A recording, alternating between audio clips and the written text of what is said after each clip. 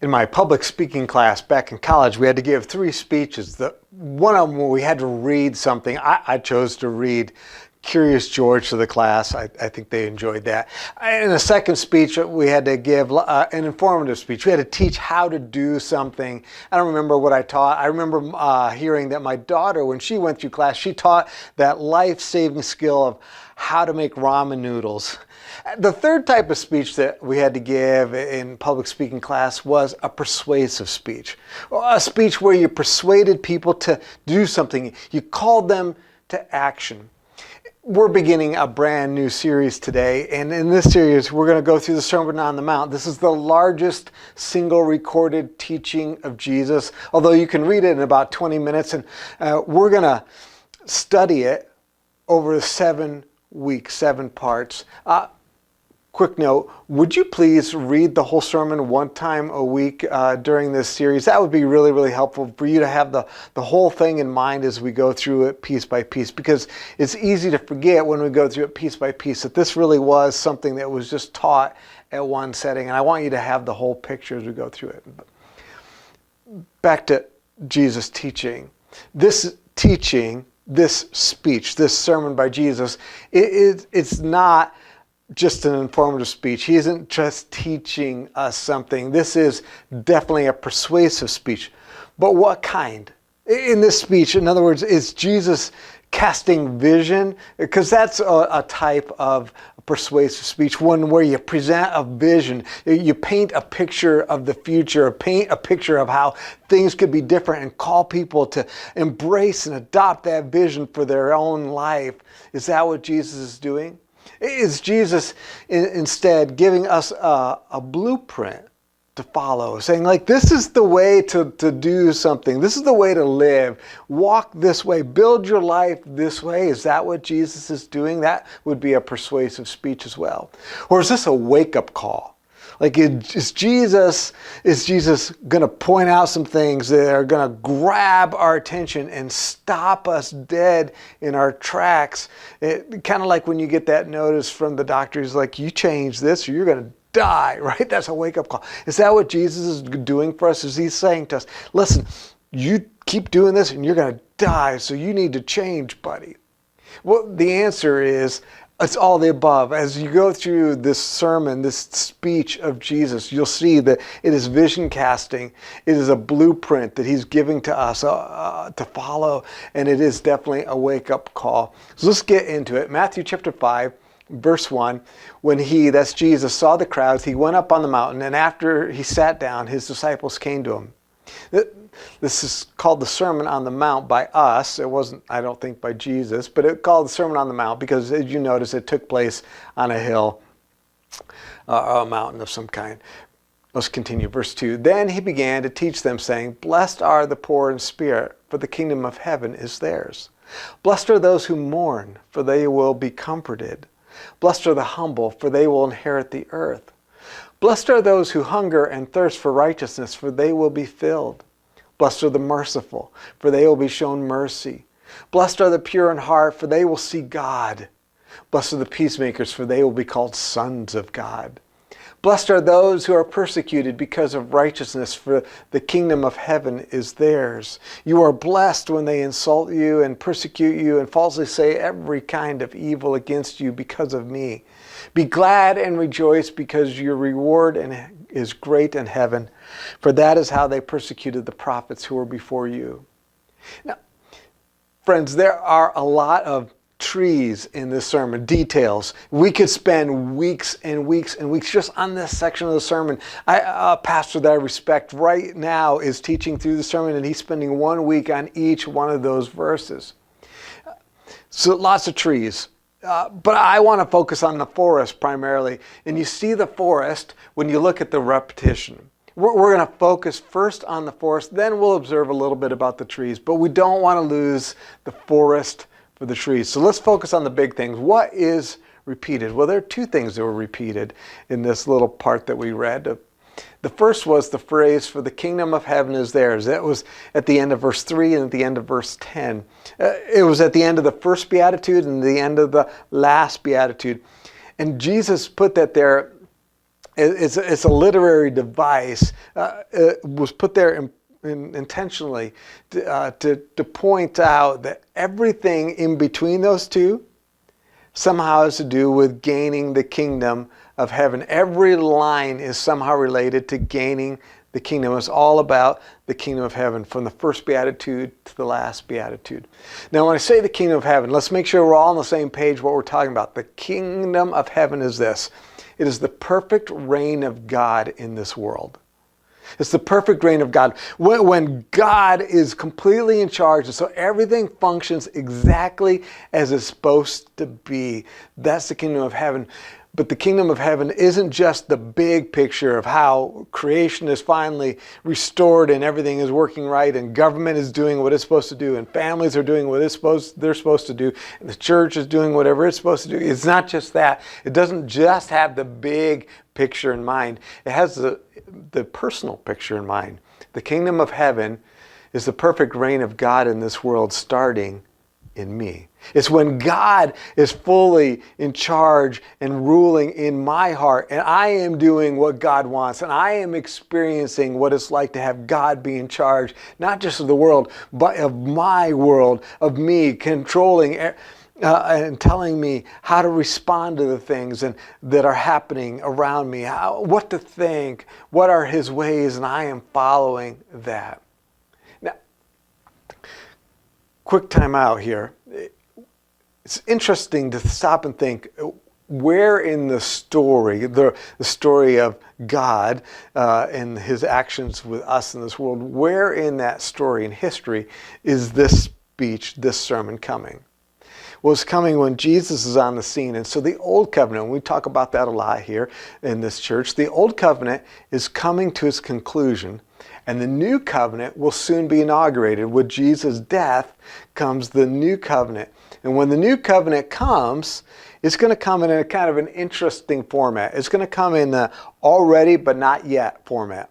In other words, it's already here, it's already been enacted, and parts of it are active, but parts of it are not. They're going to play out over the long term, and they're going to come to fruition completely. We call it consummation, when Jesus returns from the second time. And so Jesus is standing, giving the sermon, kind of like right in between these two covenants, right as one is coming to a close, not just close, but to its completion, and the other is getting ready to launch, and that new one is going to launch, but it's going to be in an already but not yet format when it comes.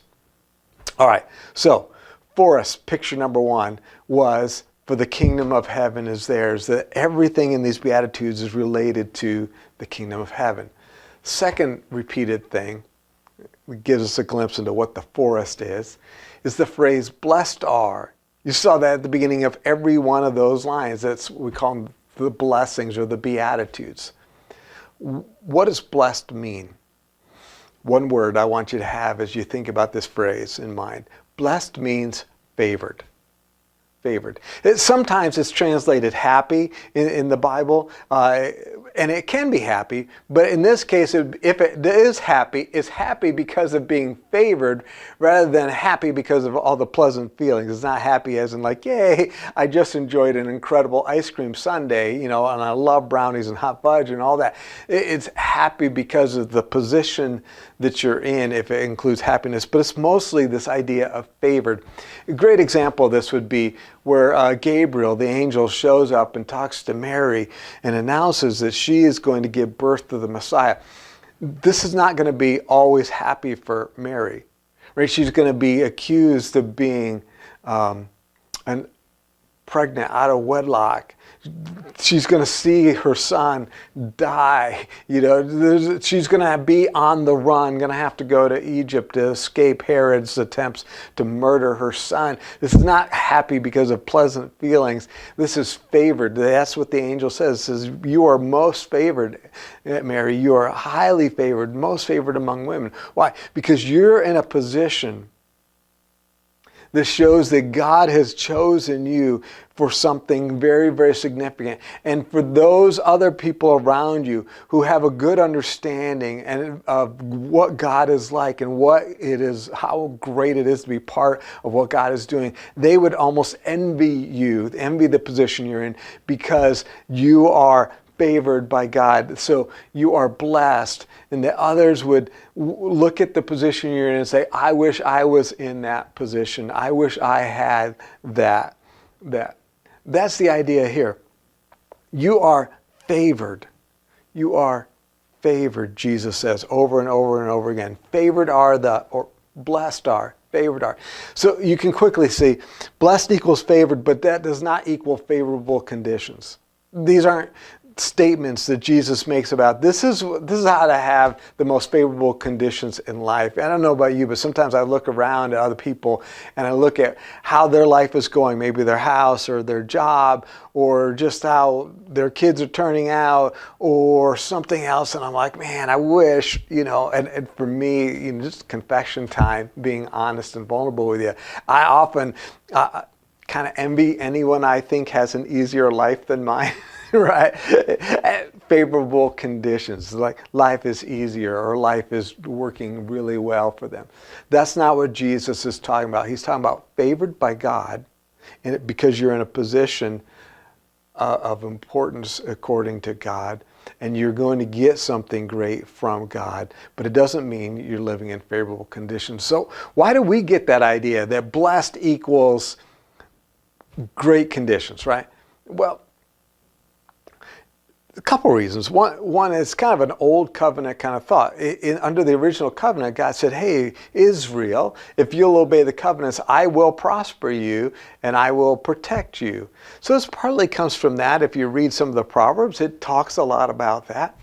I think it's also, though, wishful thinking. Both our wishful thinking and culture's, right? Culture says blessed equals favorable conditions. Right? God gives you stuff. If you are blessed by God, then God gives you stuff, and God takes care of you and makes it so that your life runs smoothly, right? Smooth sailing. And in culture, would even go a step farther than that. Culture would say that unfavorable conditions, so when bad things come into your life and God isn't taking them away when you pray about it, that means that God is either absent, either because he's just not paying attention to you, or maybe God doesn't exist, or God is agnostic, like God doesn't really care about you, or maybe God is angry at you. We don't know which of the A's it is, but we know it's bad. That's what culture would say, that if you don't have favorable conditions and you ask God to solve it and get you back to, easy street and life is cruising and working and all that, and God doesn't do it,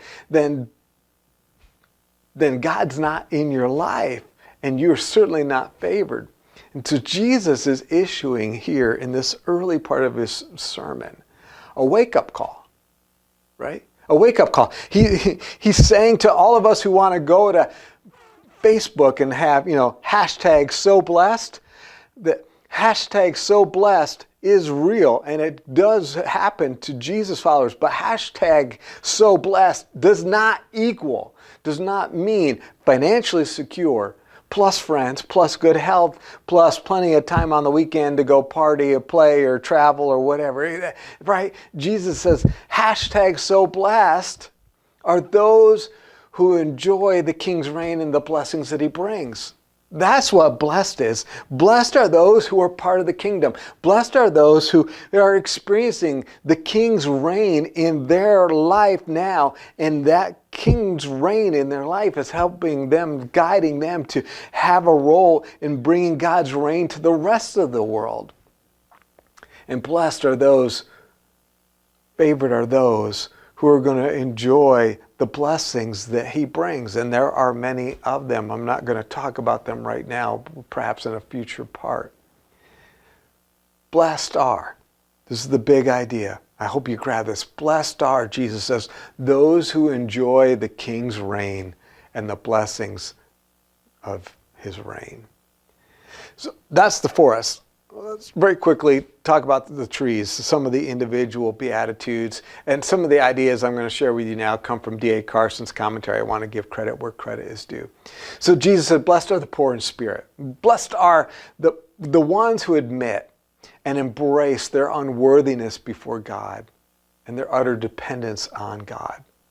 And then Jesus said, blessed are those who mourn. D.A. Carson wrote, the godly remnant of Jesus' day weeps often. Why? Well, they weep because of the humiliation of Israel. They weep because they realize that Israel is not where they ought to be with God.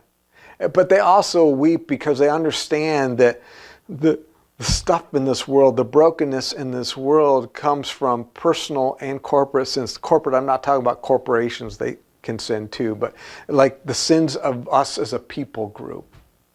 And so there's mourning that takes place, mourning over our own sin, but mourning over the sins of our people, of our nation, of our tribe. It's interesting that these first two Beatitudes deliberately allude to the blessing of the Messiah that was written in Isaiah 61. Let me just read that for you. Isaiah 61 verse 1. The Spirit of the Lord God is on me because the Lord has anointed me to bring good news to the poor. He has sent me to heal the brokenhearted, to proclaim liberty to the captives and freedom to the prisoners, to proclaim the year of the Lord's favor and the day of God's vengeance, to comfort all who mourn, to provide for those who mourn in Zion, to give them a crown of beauty instead of ashes, festive oil instead of mourning, and splendid clothes instead of despair. And they'll be called righteous trees planted by the Lord to glorify Him. The Messiah comes to bestow the oil of gladness, right, instead of mourning, and a garment of praise instead of a spirit of despair. But these blessings that are already come with Jesus, but not completely until Jesus comes back to save His people, right? They depend on a Messiah that first comes to save His people from their sins. Anyone who claims to experience all the joys of the kingdom without any tears mistakes the true nature of the kingdom. Another tree. Jesus said, blessed are the humble or meek. Just like Jesus, the humble have a true view of themselves, a true view, an accurate view of God and of others. Blessed are those who hunger and thirst for righteousness. They have an unquenchable desire for being right with God themselves, but then also for seeing justice done everywhere. Blessed are the merciful. John Stott wrote this, it's the meek who are also the merciful. Linking these two together, right? For to be meek is to acknowledge to others that we are sinners. To be merciful is to have compassion on others, for they're sinners too. These go together. Blessed are the peacemakers. Blessed are those who, just like Jesus, make costly efforts to seek reconciliation. My mom used to shout sometimes when my brother and I were fighting. She'd shout, blessed are the peacemakers. And a couple of times, I'm ashamed to say this, but we said, we are making pieces. Yeah, because we were smashing into things and breaking them. And so it was really disrespecting the scripture to twist it like that. But, when we were fighting, my brother and I were going at it, peacemaking was the last thing in the world I wanted to do. Right? Why? Because peacemaking felt like losing. It felt like letting my brother get away with something. It felt like taken advantage of. It felt like I was going to risk a lot. Okay, I'll make peace with you. But that was going to cost me something to do that. With little guarantee that the other side, in this case my brother, would act nobly.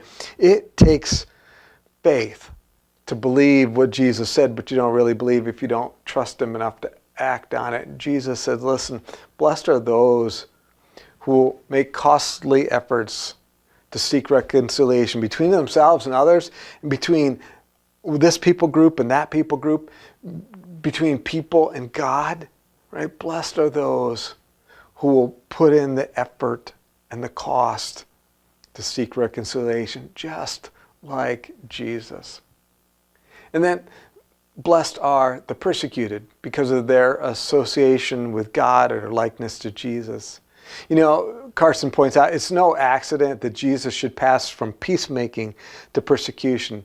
For the world enjoys its cherished hates and prejudices so much, the peacemaker often is not welcome.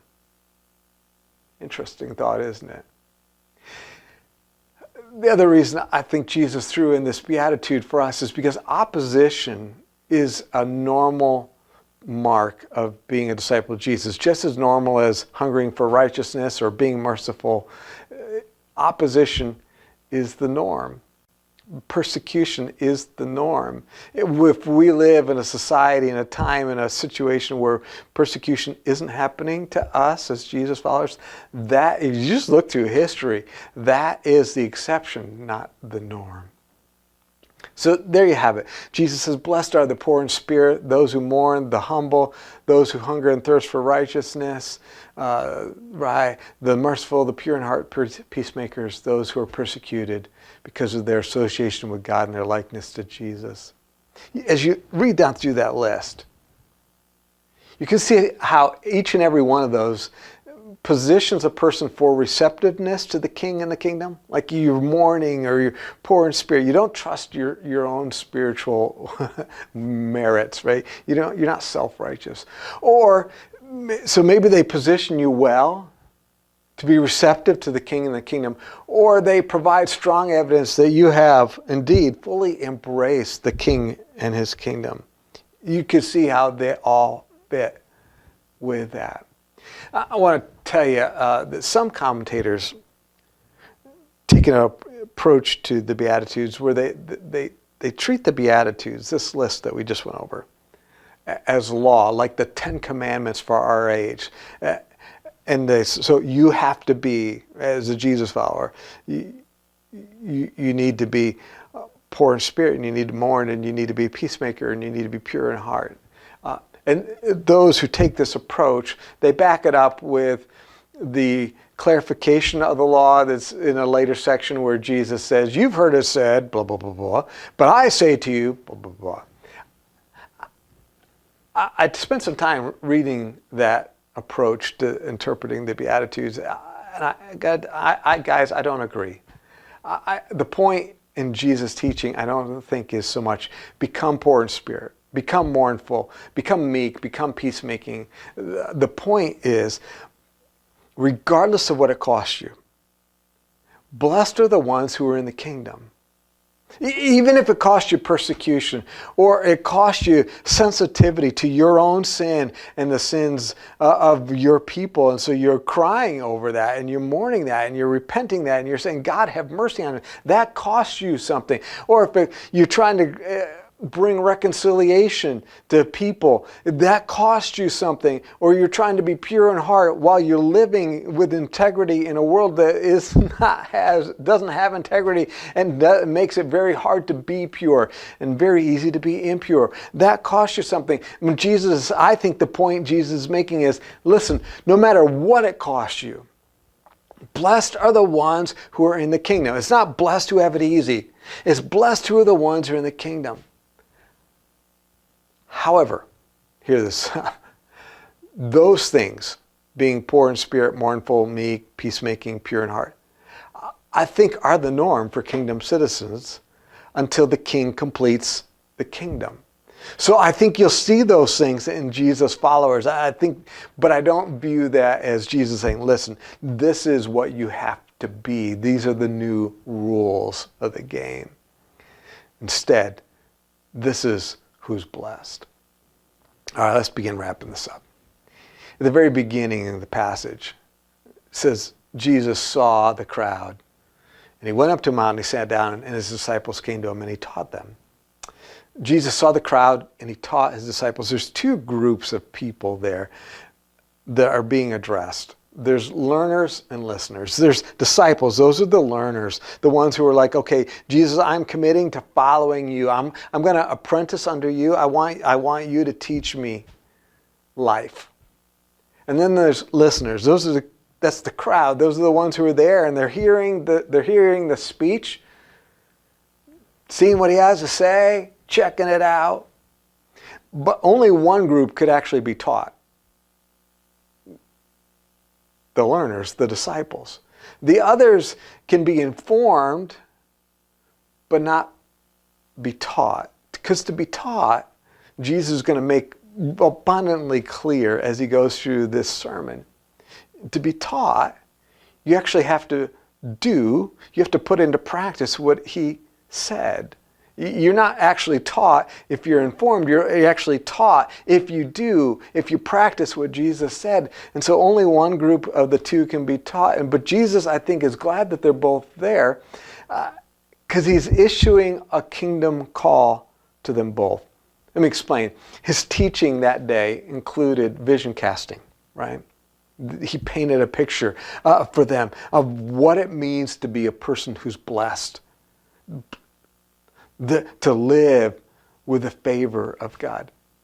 His teaching that day included a blueprint for life. We'll get to that part in the sermon a little bit later. His teaching that day issued several wake-up calls. But notice that all three of those imply action or application, right? A wake-up call requires you to adjust your life. A blueprint requires you to follow it and build your life on it. Vision casting, it requires you to embrace that vision for your life and make it your own, adopt it as your own. These are all kingdom calls to action. So his sermon that day was a call for listeners to become learners, to move from being informed, curious, to becoming a learner. If you're listening to this and you're a listener, I'm thrilled you're here. But my goal for you is the same as Jesus' goal for his listeners that day and for you is this, that you'll become a learner, that you will move from being a person who's being informed to a person who's being informed for a purpose, to apprentice, to adopt what Jesus has for you.